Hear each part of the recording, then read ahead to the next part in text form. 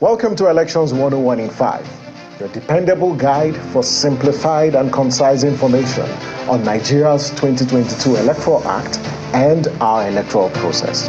My name is Samson Itodo, and this show is brought to you by Yaga Africa and supported by the UNDP. And let's dive into the topic of the day.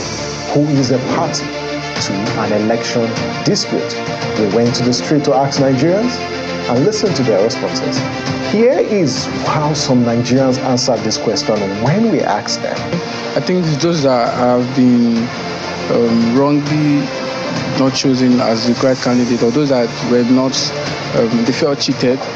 If they are not satisfied with how the process went, they can take it to court, or opposing bodies like other parties who also contested. They also have the right to take the whole thing to court. Very interesting responses from the street. Now, different categories of persons participate in elections, but not all of them can challenge or question the result of an election.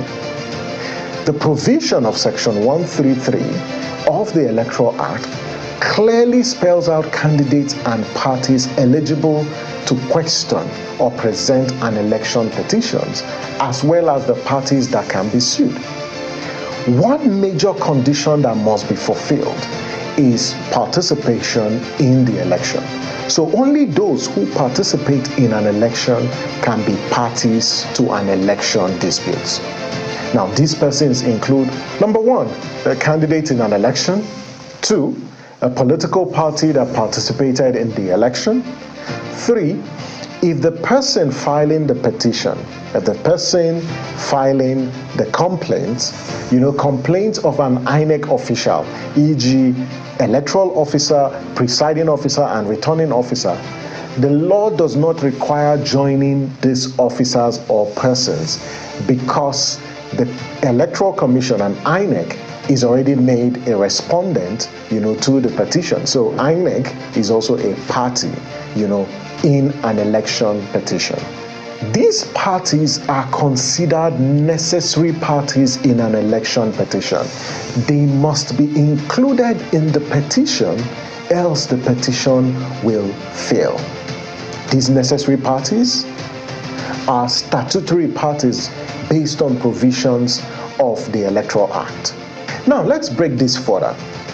The person or persons or a political party that initiates or files the petition is referred to as the petitioner, while the person or the party the petition is made against is called the respondent. The petitioner ordinarily would seek to establish that the candidate who was declared the winner was not validly elected, or that he or she is entitled to be declared the winner. But the respondent, on the other hand, will include the person or the party who was declared the winner of the election. INEC is also a respondent by virtue of its role in the administration of elections.